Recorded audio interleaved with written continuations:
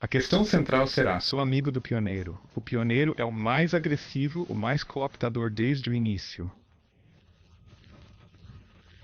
Ich am meisten? E a questão será: quanta pressão existe sobre os bancos centrais para implementar CDBCs? Zu implementieren? A pressão do tempo para fazer algo o mais rápido possível contra este colapso ameaçador. E é claro que você recorreria ao que está aí. Ripple está lá com sua oferta, e se o tempo para Ripple chegar, então Ripple pode definitivamente se tornar a moeda ponte de reserva mundial. Werden.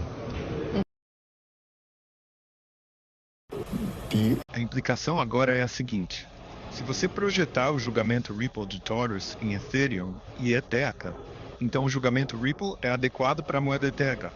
Porque se a moeda ETH for vendida através de uma plataforma de negociação, então não será um título maravilhoso. Mas houve uma ICO de Israel em 2015 e como parte desta ICO, sobretudo, foram encontrados assinantes e contribuidores institucionais. E segundo a decisão de Torres, esta é uma venda institucional que deveria ter sido previamente aprovada pela SEC.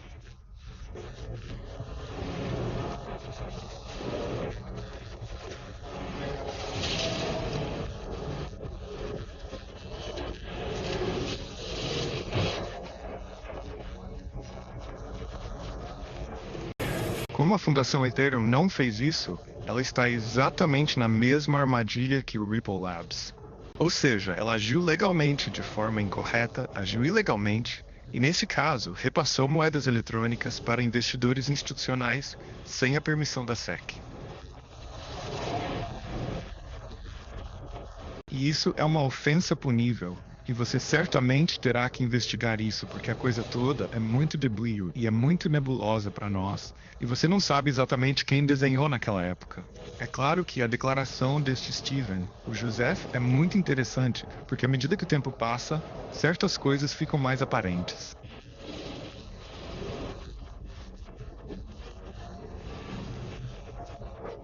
Já falamos sobre isso. Um dos maiores apoiadores da Fundação Ethereum é o JP Morgan, um grande americano. Claro. Muitos dizem que o Ethereum é um evento chinês. Isto significa que se tal lista for publicada e se descobrir que os verdadeiros grandes assinantes, os verdadeiros grandes proprietários de moedas ETH, são, por exemplo, os chineses, na forma de Wanjiang, que também explicamos. Então muitos irão para o Zhuo. Os linha dura dizem que não gostamos nada disso. E agora essa pessoa não saiu das sombras. Sabemos que isso existe.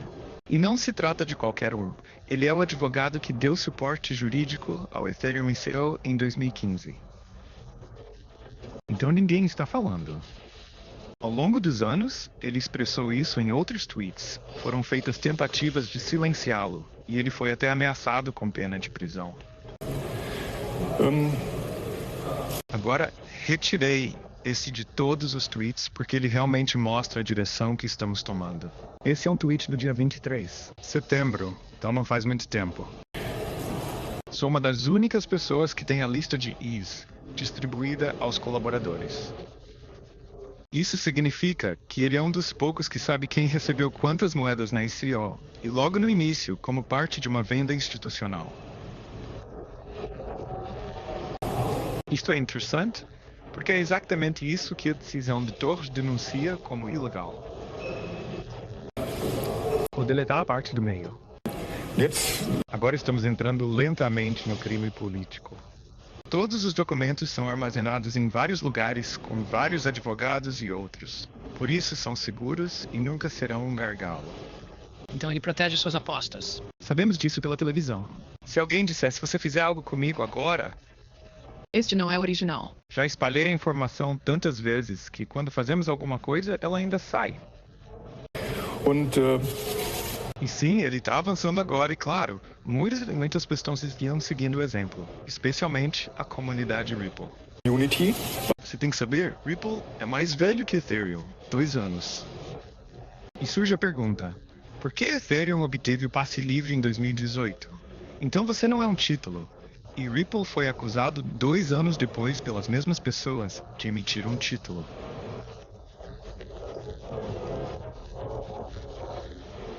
Und E isso levanta muitas questões e penso que iremos lidar com o que está a acontecer agora nas próximas semanas e meses. Gostaria de dizer com muita clareza, só para que possamos nos posicionar corretamente, o Ethereum é uma ótima solução do lado técnico, sem dúvida. O lado político, seja o Ethereum o evento chinês, e como o JP Morgan, que agora estão se distanciando um pouco do Ethereum, eles já condenaram um pouco essa atualização de Xangai de Israel. Não deveríamos fazer esse lado político também, porque nós deveríamos manter a política fora da nossa entrevista. Mas temos de olhar para o lado jurídico.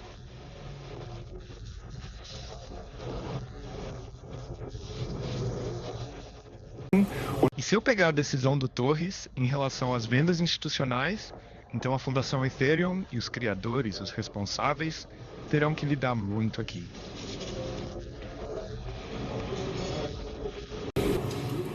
Toda essa história do Ethereum é muito nebulosa até agora. Ninguém deixa escapar nada. Ninguém sabe nada específico. Ninguém quer saber nada específico. E agora esse Stephen Arias subiu no palco e lá também tentaram se livrar dele. Então Lubin e seus amigos disseram que sim, nós o conhecemos, ele fez algo por nós. Mas não foi tanto. Então é isso. Para ele era deixar claro para Steven que ele foi um componente muito, muito importante no desenvolvimento do ICE e que o que ele tem a dizer é baseado no fato de que ele é e era um insider absoluto sobre o que estava acontecendo naquela época tem acontecido.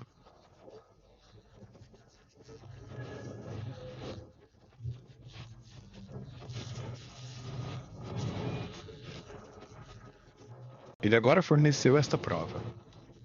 Então isso significa que, quando as pessoas dizem coisas sobre ele hoje, ele na verdade não tem muito a ver com isso.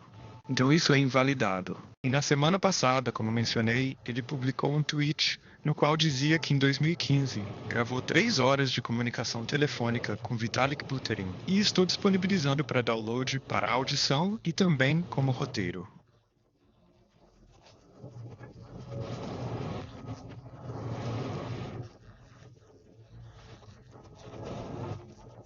Retirei o tweet. O tweet de Steven Narioff, que foi no dia 16 de novembro, ele escreveu aqui no final de 2014, no início de 2015, Vitalik amanteigado, que é claro, conhecido grande a Ethereum, pediu-lhe para apoiá-lo. Então esse foi o caso quando Vitalik Buterin estava em Nova York, fiquei com ele, então para dizer não sei. E já vi uma vez, acho que acabou tudo. Esse quem ouvir, acabei de ler o roteiro, não. Não me incomodo com as 3 horas.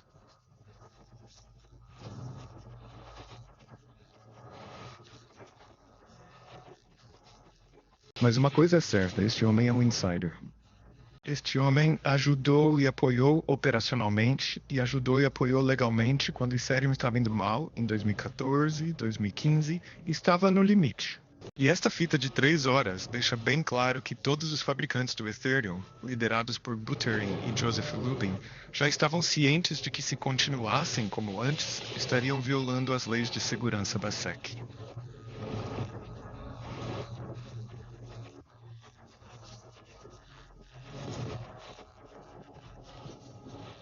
E ele te ajudou a fazer isso de alguma forma. Sabes que é honesto, não sei. O que você disse agora? Eles não queriam dizer isso. Eu nem quero me aprofundar nisso. O que se expressa é que Buterin é mais um cara técnico e menos aquele que conduziu toda a história operacionalmente. Outro nome continua surgindo, Joseph Lubin. Uma figura misteriosa, claro que é uma figura absoluta no cenário criptográfico, mas em relação ao Ethereum. Com Gary Gensler, quando ainda era pro Phil. Ele estava no MIT e mostrou que Joseph Lubin ficou com 10% das moedas ETH. E Gary Gensler sabe exatamente o que está dizendo, e o mais importante, sabe exatamente o que não está dizendo. Mas foi isso que ele disse. E o próprio Joseph Lubin afirmou que nunca possuiu mais de 5%. Já existe um grande delta lá? E se Gary Gensler estiver certo neste caso e Joseph Lubin receber 10%, então já não estamos a falar de uma venda a retalho, mas sim de uma venda institucional.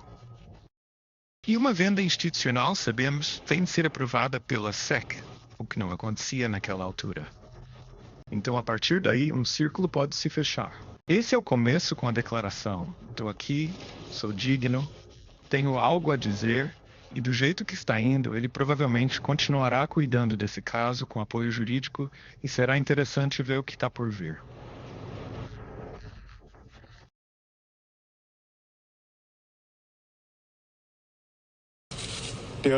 Heman se apresentou como chefe da divisão de finanças corporativas da SEC em meados de 2018 e disse que, junto com o Bitcoin, o Ether também não é um título. Você pode ver um certo carinho nisso. Então todos se perguntaram, como ele conseguiu isso de acordo com o teste de Howey? Como ele justifica isso? E os documentos de Heman que foram publicados na semana passada revelaram o seguinte. Vou resumir muito brevemente. Heman tinha uma única história no seu discurso, e ele executou-a rigorosamente contra toda resistência. E foi isso que ele fez num dos seus discursos. Os primeiros e-mails que ele enviou para organizar esse discurso em seu departamento Wilhelming são um discurso que ele não tratava sobre como classificar tokens ou moedas, mas sim sobre dar a ETA o chamado passe livre.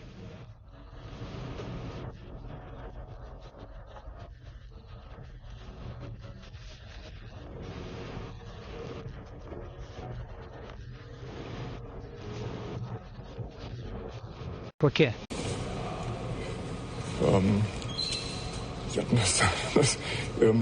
Permita-me apontar brevemente essas duas coisas aqui. Vamos direito ao Lord Gilbert Pencil 4. Ele justificou isso com uma única afirmação, porque o ISAR é descentralizado. Apontar, pronto e desligar. E do departamento dele houve comentários, houve dicas, houve medos, houve afirmações do tipo: você só está piorando as coisas, está causando mais confusão. O escritório de ética nem estava envolvido. Então ele prevaleceu contra toda oposição, fez esse discurso e disse: é assim mesmo. O ruim de toda a história é que pouco tempo depois, seu chefe, Jay Clayton, antecessor de Gary Gensler, se levantou em outro discurso e disse o que Heman disse: é assim que fazemos, e esse discurso é basicamente assim, no site da SEC.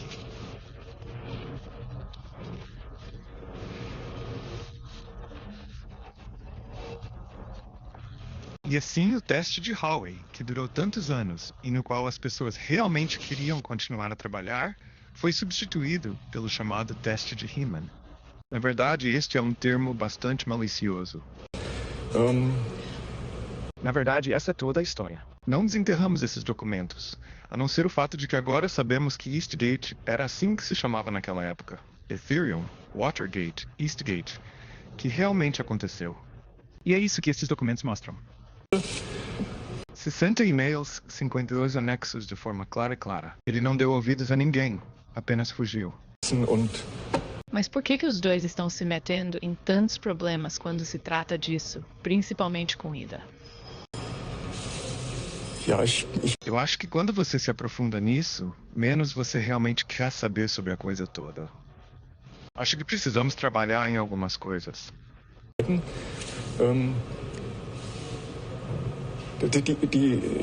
A questão é, por que ele fez isso? Porque ele mentiu daquele jeito na janela, junto com Jay Clayton. Claro, a primeira coisa que você olha é o Ethereum. E há diversas especulações. Então aqui não estamos entrando na área do que é exatamente certo, porque uma comissão vai esclarecer isso. Isso certamente será investigado legalmente com base no que sabemos agora.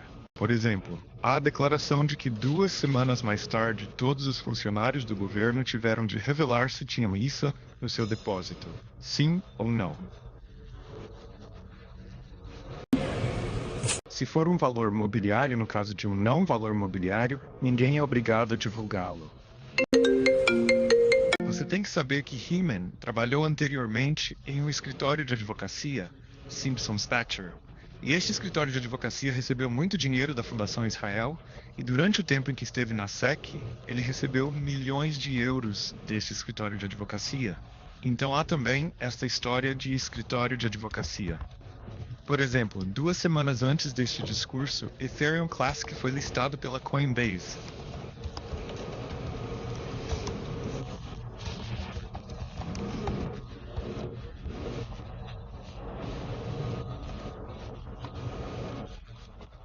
Talvez eles quisessem criar uma lacuna entre Ethereum e Ethereum Classic.